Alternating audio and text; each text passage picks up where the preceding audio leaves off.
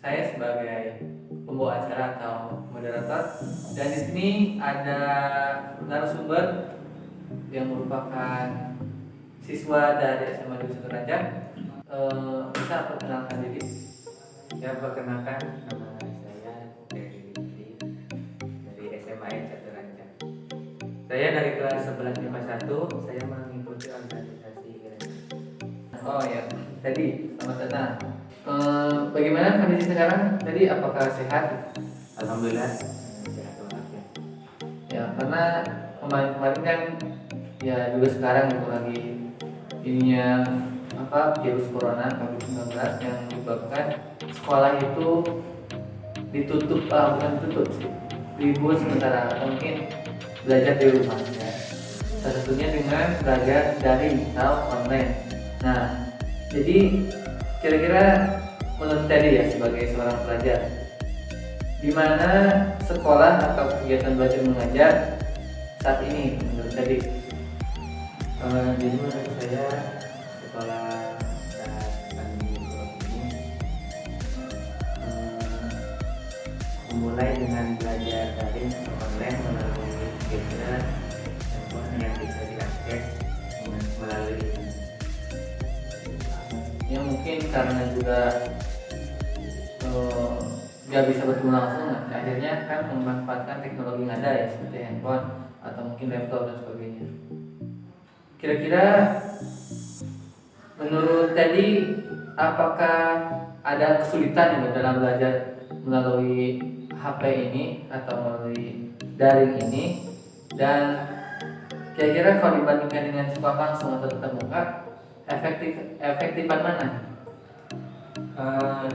Daring atau tatap muka ya, melihat tatap muka ya, karena lebih simpel, mudah. Dan kalau daring, misalkan kita sedang belajar, dikasih tugas atau dikasih materi, apabila kita kesulitan dalam memahaminya, susah untuk menghubungi guru itu bisa dibandingkan dari tatap muka. Jadi lebih efektif tatap muka. Ya mungkin juga karena keterbatasan kuota juga mungkin, atau keterbatasan waktu, karena guru juga itu tidak selalu online ya, jadi tidak selalu pegangin HP terus kan, pasti ada kehidupannya di lain seperti seorang ibu mungkin ngurus anaknya, masak, pokoknya sibuk lah, juga gak cuma perhatiin HP.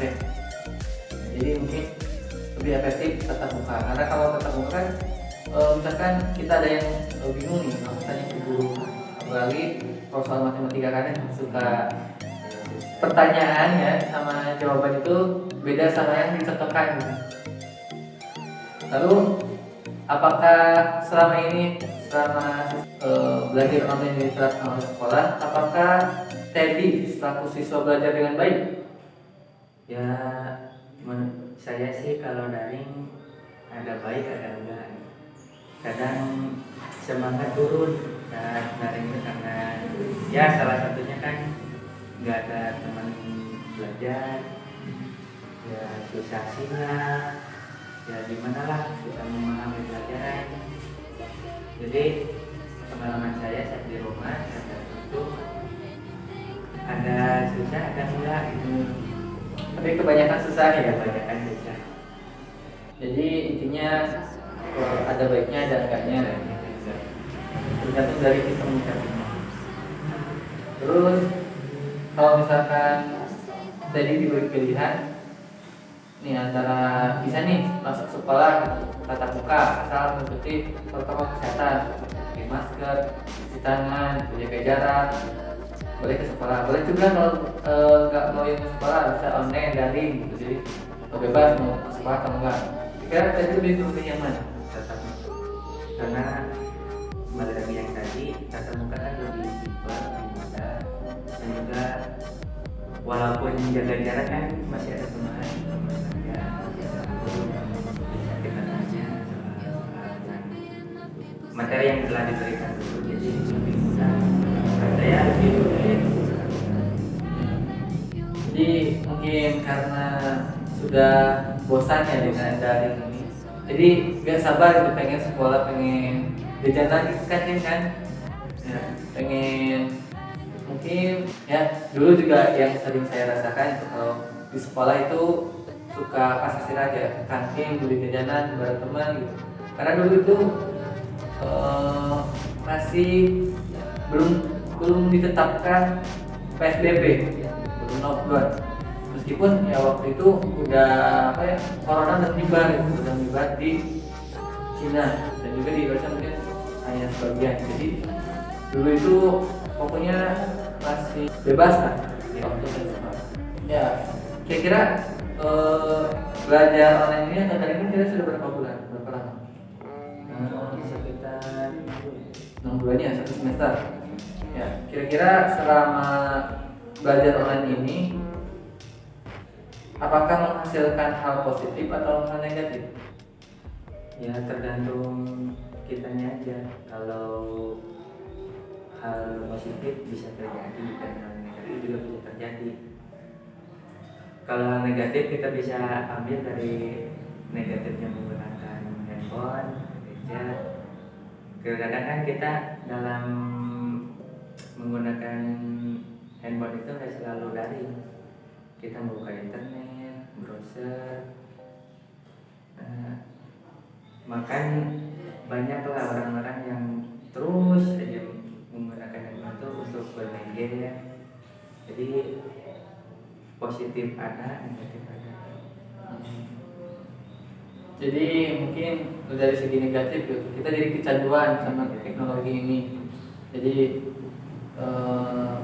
juga yang harusnya kuota belajar malah digunakan untuk main game gitu. Misalkan pakai aplikasi di hack gitu, jadi kuota belajar untuk main game ya, mungkin bisa jadi gitu, ada seorang yang bisa, dan itu merupakan dampak negatif ya kan. Jadi anak itu merasa dibebaskan jadi belajar, jadi bebas, misalkan di rumah nggak ada guru jadi bebas, nggak belajar juga nggak apa-apa.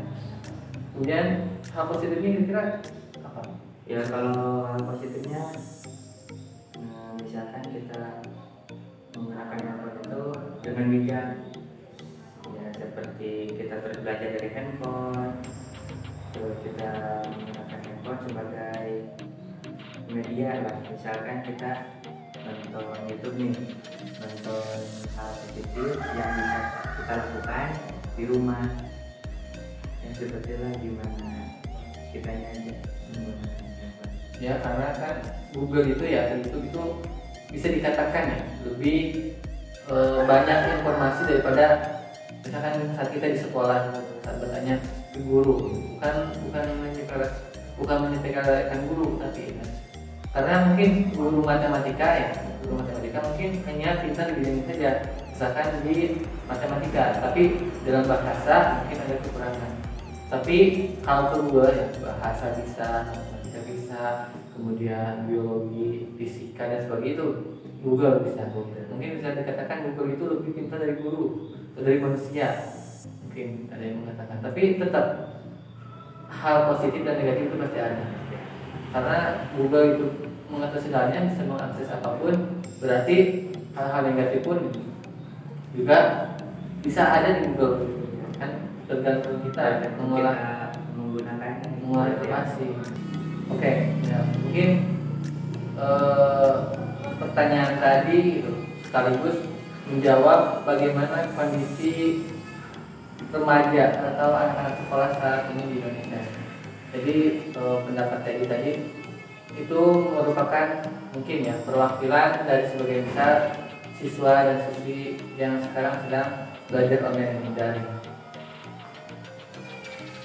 Ya mungkin kesimpulannya yang bisa kita ambil dalam acara podcast kali ini yaitu sistem belajar online atau daring ini memang ada baiknya, seperti kita lebih memahami teknologi dan bisa memanfaatkan teknologi, yaitu kemajuan teknologi yang berkembang. Juga jika kita menggunakan teknologi ini secara berlebih, yaitu menggunakannya di luar batas, misalkan normal sehari itu pegang gadget itu mungkin 3 jam sampai 4 jam mungkin sudah lama. Tapi dengan adanya belajar online ini kita mengharuskan lebih dari itu menggunakan handphone, sehingga tidak punya waktu untuk berinteraksi sosial dengan keluarga, dengan saudara, karena fokus ke gadget. Ya mungkin kesimpulannya tadi ada hal positif, ada hal negatif, tergantung diri kita menyikapinya, ya kan? Ya berarti kembali kepada diri kita sendiri, bijak-bijaklah kita dalam mengambil keputusan dalam menggunakan gadget yang ada ini. Dan karena sebaik-baiknya untuk keperluan seperti menurut ilmu juga. Ya mungkin sekian yang dapat kita sampaikan.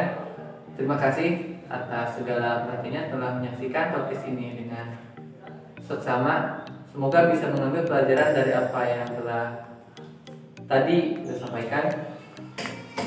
Wassalamualaikum warahmatullahi wabarakatuh.